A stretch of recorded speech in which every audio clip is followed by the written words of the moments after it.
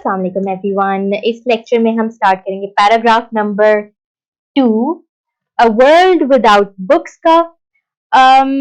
हाँ, तो ये पैराग्राफ नंबर 2 इस तरह से शुरू हो रहा है।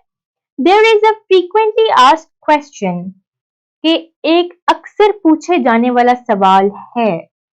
फ्रीक्वेंटली का मतलब होता है अक्सर। What would the world be like without books? दुनिया किताबों के बगैर कैसी होगी?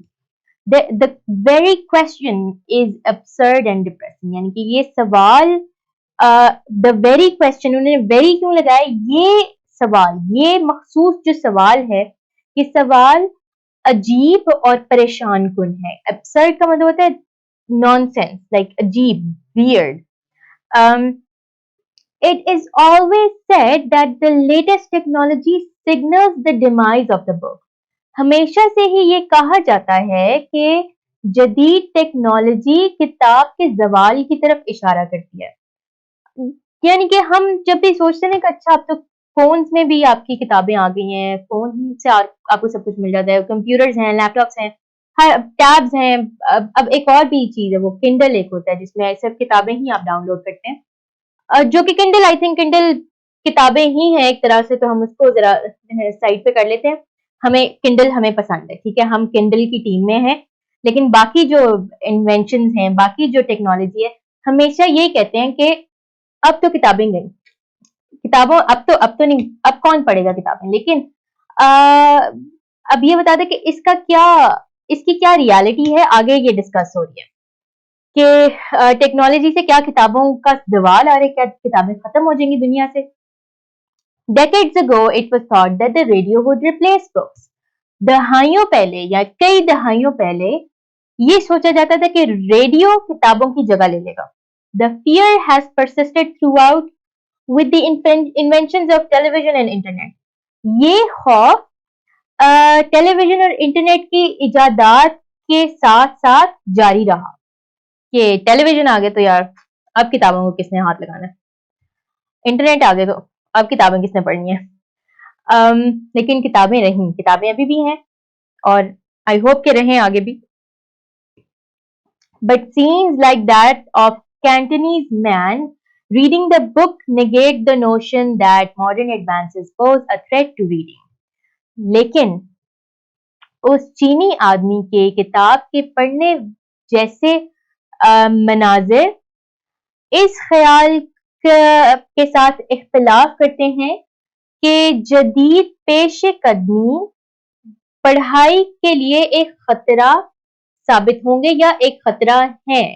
यानी कि अब वही बात है, अब यहाँ पे क्या बात हो रही है कि पिछले चैप्टर में जब हमने, पिछले पैराग्राफ में जो हमने पढ़ा था कि वो एक शख्स किताब पढ़ रहा है और उसमें उसको खुशी भी हो रही है, उसमें उसको दुख भी हो रहा है, उसको बहुत कॉन्सेंट्रेशन के साथ पढ़ रहा है, बिल्कुल एक मगन है किताब में।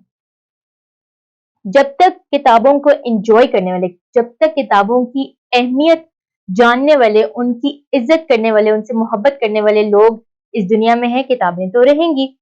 और जब आप ऐसे कुछ करते हुए किसी को देखते हैं, इस तरह से पढ़ते हुए देखते हैं, तो आपको एहसास होता है कि हाँ, किताबें अपनी वैल्यू रखती हैं। Books themselves are a form of technology that is spread over the pages and makes us delve into the complexities of life. अब वो ये कह रहे हैं कि जो किताबें खुद टेक्नोलॉजी एक किस्म है, कि टेक्नोलॉजी की एक किस्म है जो कि सफ़ों के ऊपर फैली हुई है और हमें जिंदगी की पेचीदगियों को तलाश करवाती हैं या करने में मदद देती हैं, करवाती हैं, कर लें बस बेहतर है। डेल्व का क्या मतलब है? डेल्व का मतलब होता है तलाश करना, यानी कि जिंदगी की जो पेचीदगियां हैं, जो कॉम्प्लिकेशंस है, उन पे गौर करने पे आपको मजबूर करती हैं। कि वो कह रहे हैं कि जो किताबें भी टेक्नोलॉजी हैं, ठीक है, और ये आपको, और ये ऐसी टेक्नोलॉजी है जो सफ़ों के ऊपर फैली हुई है, उसकी बुक्स के पेजेस के ऊपर, और आपको जिंदगी की मुश्किलात, जिंदगी की हकीकतें, ये सारी चीजों के ऊपर गौर करने पे मजबूर करती हैं, आपको दिखाती हैं रियलिटी। इस पैराग्राफ में ये डिफिकल्ट वर्ड्स हैं। पहला है absurd, अजीब, स्ट्रेंज सिनोनिम लिख लें इसका, डिप्रेसिंग, परेशान कुन,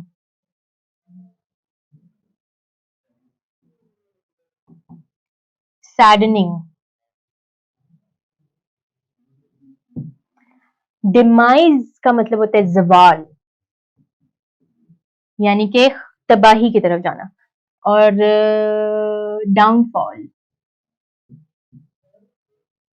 फिर है परसिस्टेड, परसिस्टेड का मतलब जारी रहना, जारी रहा,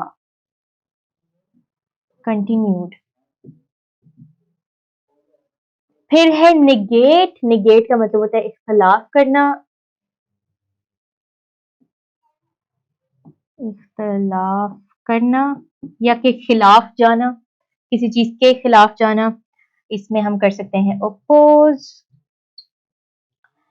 एडवांसेस, पेश कदमी, यानी कि आगे की तरफ बढ़ना, यानी टेक्नोलॉजी में एडवांसेस आ रहे हैं, मुआशरे में एडवांसेस आ रहे हैं, पेश कदमी है, एडवांसेस, प्रोग्रेस कर लें इसको। डेल्व का मतलब होता है तलाश करना,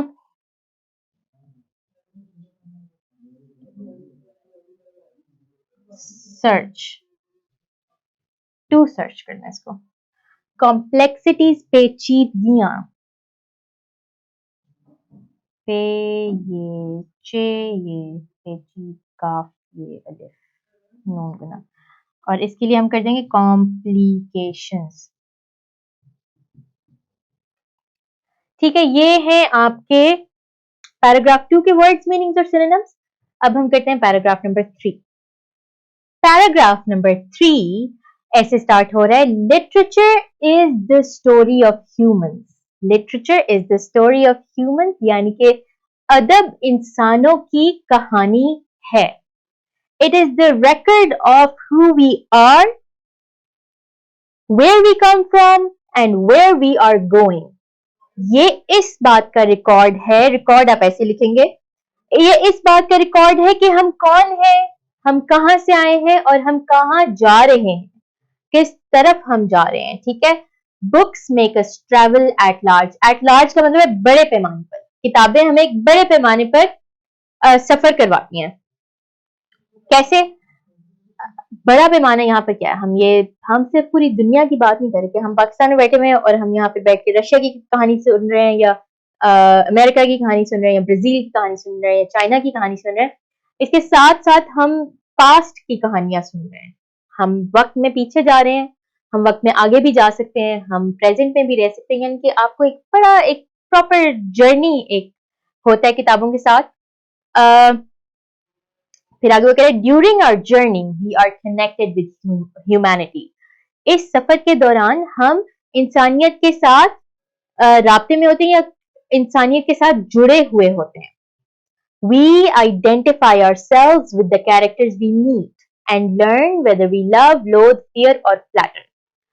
हम जिन किरदारों से मिलते हैं उनमें अपने आप को देखते हैं। आइडेंटिफाई विद समवन का मतलब है कि अपनी शनाख्त किसी और में देखना।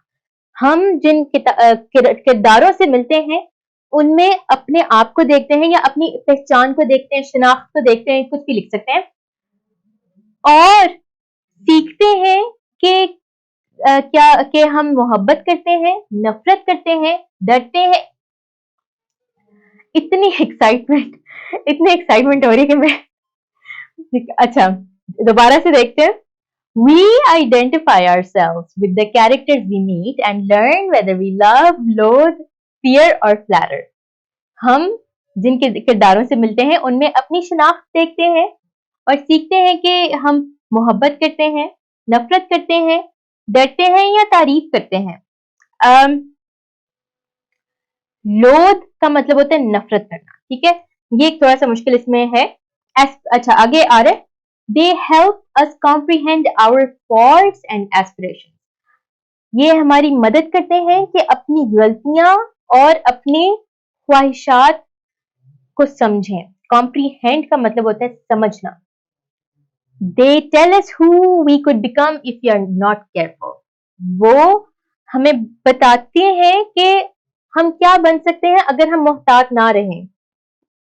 Careful, मोहतात। Reading provides the deepest connection to the morals that make us human and part of a larger society. पढ़ाई हमें गहरे तरीन राब्ते देती है उन इखलाकियात के साथ जो हमें इंसान बनाते हैं और एक बड़े मुआशरे का हिस्सा बनाते हैं। तो ठीक है, ये अच्छा, ये फिर वही वाली बात है कि एक किताब में बहुत सारे कैरेक्टर्स होते हैं, ठीक है। अब वो चाहे आप हिस्ट्री की किताब पढ़ रहे हैं, किसी की बायोग्राफी पढ़ रहे हैं, नावल पढ़ रहे हैं, कोई मेड अप स्टोरी है, जो भी है, बहुत सारे कैरेक्टर्स होते हैं और उनमें से कुछ कैरेक्टर्स ऐसे होते हैं जिनमें आपको ऐसा लगता है कि हाँ, मैं भी ऐसे करता हूँ, मैं भी मेरे मेरे अंदर भी ये आदतें मौजूद हैं। और फिर आपको समझ आता है, आप अपने आप को देखते हैं किसी दूसरे पर्सपेक्टिव से, किसी और की नजर से, यानी दूसरे बंदे की नजर से आप अपने आप को देख रहे होते हैं उन किरदारों में। और फिर आपको उसमें क्या होता है, फिर आपको ये समझ आती है कि क्या ये मेरी आदतें ये वाली ये अच्छी हैं या ये बुरी हैं। क्या मैं एक पॉजिटिव शख्स हूँ या मैं एक नेगेटिव शख्स हूँ, या आपके सामने भी कोई कैरेक्टर आप किसी का पढ़ भी रहे हैं तो आपको ये समझ आता है कि हाँ, ये रियल लाइफ में ऐसा होता है कि मैं इस तरह के इस शख्स को जानता हूँ या उस शख्स को जानता हूँ। बेहतर आप समझते हैं, लोगों की वजह समझते हैं कि वजह किस वजह से कोई कोई काम करता है, क्या सोच चलती है, ये सारी चीजें आपको किताबों में मिलती हैं और ये आपको एक बेहतर शख्स बनाती हैं, आपको ज्यादा इल्म देती हैं। ठीक है, अब इस पैराग्राफ में हमारे पास एक वर्ड है लोध। लोध का मतलब होता है नफरत करना, और हेट लिख लें इसका सिनोनिम। फ्लैटर का मतलब होता है तारीफ करना, एडमायर करना, टू एडमायर। कॉम्प्रीहेंड समझना। फिर है इसके लिए लिख लें टू अंडरस्टैंड।